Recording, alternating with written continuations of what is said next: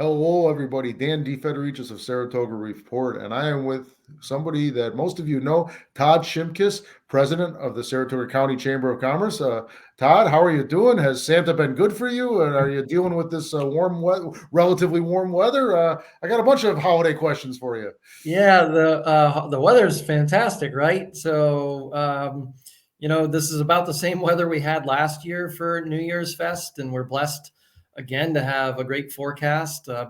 So for the fireworks, for the run, I mean, all of it, we're super excited. And the holidays were super special for us at the chamber and the village of Schuylerville. I don't know if you saw. I was in Lake George yesterday, along with Mayor Carpenter and Team Schuylerville, a large group of local business owners and citizens and elected officials, and New York State Governor Hochul provided a $4.5 million New York Forward grant to the village of Schuylerville. I had a substantial role in working with the mayor to craft that. This was our third attempt, and three times is a charm. So anytime the governor gives you a $4.5 million grant a day or two after Christmas, it's a good holiday season. Good for you. Good for Schuylerville. And yes, I'll plug myself. I did post that on Saratoga Report this morning. And for a village the size of Schuylerville, that money can go a long way. Correct? I got to tell you, I love Schuylerville. It's a community of 1,600 people, I think, is their population. Think of it this way: just a few years ago, they finally, after more than a decade, for more than a decade, they were dealing with the Hudson dredging project. They were at the epicenter of that. We were told not to go there, right? And that community's resilience is amazing. Even during the darkest days, they were securing funding, private, nonprofit, public funding, to improve the Hudson Crossing Park, to improve the downtown, the village. They've got so many things they've done to create a renaissance. And my hope is this, $4.5 million over the course of the next couple of years really, allows them to hit a home run just in time for the 250th anniversary of the battles at Saratoga, many of which took place right there in Schuylerville. So they'll have tens of thousands of visitors that year. Wouldn't it be great if by then they really had a village and a downtown and a waterfront that was spectacular and second to none? And that's what we hope to have. That's terrific. And speaking of spectacular and second to none, this weekend, 4 days, the Saratoga New Year's Fest to ring in 2024. That's pretty darn exciting too, isn't it? Yeah, this is there's a little something for everyone. It's not the former first night. The reality is that model was broken. That organization, in fact, I think went out of business during the pandemic. So we're not even sure you can legally use the name First Night. Hence, New Year's Fest is what we dubbed it last year. It's a partnership effort. We could not have done it by ourselves, any one of our groups. So the city, Dylan Moran, the accounts commissioner, he was really the leader behind putting the chamber, Discover, the city center together with a local producer who helps us secure the entertainment. And we put on a pretty good show. So we will have, as you indicated, musical acts starting as early as late Friday night, Saturday afternoon and Saturday evening, and then for a good portion of the afternoon and evening on Sunday. And then there is the first day 5K that's run by our friends at the Firecracker 4 on what I guess will be Monday. So really looking forward to it. There's a few headliners and then just a ton of music all over the community. So the biggest acts are at the City Center and at UPH, and then a lot of other acts spread throughout the community. So super excited. This is our second year. We successfully brought it back in terms of something on New Year's Eve, and we're so excited to be able to do it again. Ticket sales are doing really well. We're on pace with last year. We think people wait till the last minute to know what the weather is going to be, how cold, how rainy, how snowy, and with the forecast, ticket sales are doing really well. And those are available. I got the website listed, SaratogaNewYear'sFest.com, correct? Yeah, I think, that what I try to tell people is the best way to do this is to go to saratoga.org and then you got 1 or 2 clicks and it brings you right to the real site. There's a couple of sites out there. I don't know that I understand how that all happened, but I think the chamber site is the cleanest, clearest in terms of what you need to do and what's happening, where it's happening, what time it's happening. It's all right there. It's all spelled out. We use full words with links to many of the performers, so you can get a sense of what they do, in other places when they're performing. And so, again, super excited about that. Saratoga.org. I think it's the first menu item that pops up at you on the screen. Okay. And you click through there and get all the information you need. A really cool deal in this is if you do it in advance, it's $25, and that gives you access to all this stuff. So, and you're talking about some, really good performers that you would pay a lot more for, and you maybe have at other concert venues around the country. And first night, the old first night had local performers, which is great. You've got some of those, as I understand, but you've also got some international acts, some names we recognize. Correct? A couple names like got listed there: Robert Randolph and Joan Osborne. Yeah, Robert Randolph and Joan Osborne are certainly the headliners. I'm smiling, Dan, because of that partnership, I am the least knowledgeable about the music industry and the folks that are coming here. But I do know, like, Robert Randolph has become famous in just the last few months as a result of doing the intro to Thursday Night Football on Prime. So that's him performing. If you're a football fan like I am, that's how I know Robert Randolph, and certainly Joan Osborne. Was famous in the 80s.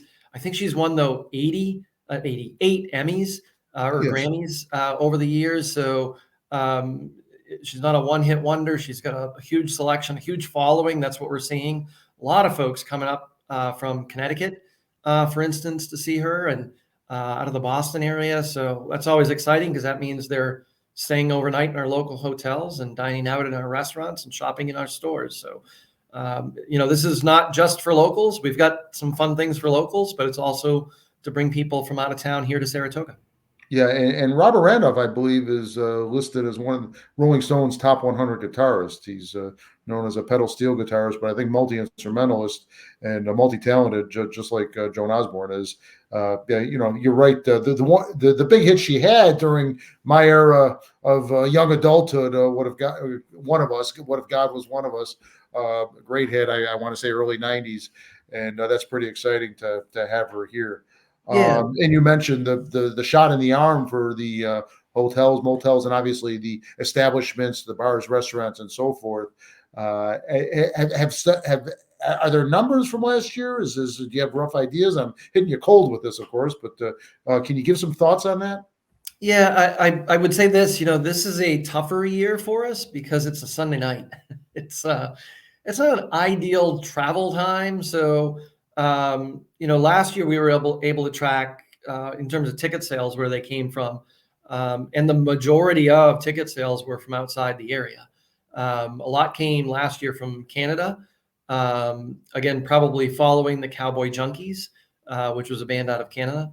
And, this year, some of them are coming in from outside. And like I said, Connecticut, so far, at least from the zip codes that we've looked at, has been leading the way. But ticket sales are good. It's funny.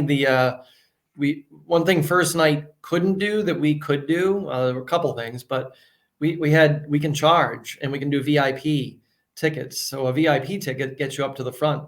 And some of them even come with a little bit of food options too at the city center. So, and that's been a way for us to generate revenue that, a regular, normal, traditional first night could never do. So, again, it's, we had to figure out a way to make this sustainable last year, and VIP tickets was one of those ways. But you get something for that higher value. You're up front. These are performers that have, she's performed at SPAC, and here she is at the city center. And so it's pretty intimate. You're right up there. And you get a chance to really hear her, and same with Robert Randolph. So I'm super looking forward to Robert Randolph because, as you said, I do like music. I just can't remember the names of the artists and the songs. And, Sure. I've certainly listened to a little bit of what he's done online, and wow, it's super creative and unique, and I can't wait to hear that. So. I remember when this was in the planning stage with Robert Millis, who was, I think you mentioned him by title earlier, and it was neat to hear, and it's so neat to see. We didn't mention fireworks yet, did we? I saved what I think is the best for last. Yeah, So, okay.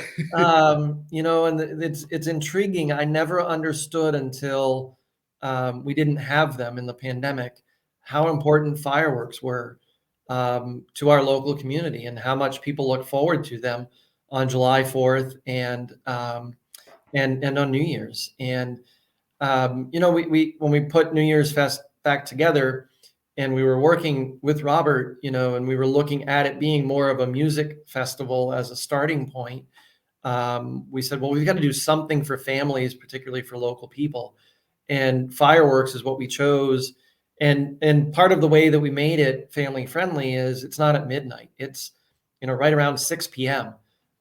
So you can come downtown. We shoot them off from the top of the parking garage by the city center. That's what you can see in the photo that's on the screen. So they are shot up much higher than they were previously, either in or just outside of Congress Park. And so a lot more people in a lot of different neighborhoods around the city were able to see them when we first did this last year. That test really worked, and we loved it. You're showing, Ellsworth Jones Place right outside the city center. This year, a little something different. At the back end of that photo, we will have an outdoor stage, and we have a band that's going to perform there from 5 o'clock until the fireworks. So you can bring a couple lawn chairs, bring your kids. Death Wish Coffee, who's a major sponsor of all of this, they'll be there with coffee samples. We have a couple other vendors that'll be out there, I think, with popcorn and some other kid-friendly snacks. And so you can listen to a band for an hour. I think there's a magician that comes in at 4:30, so you come as early as that.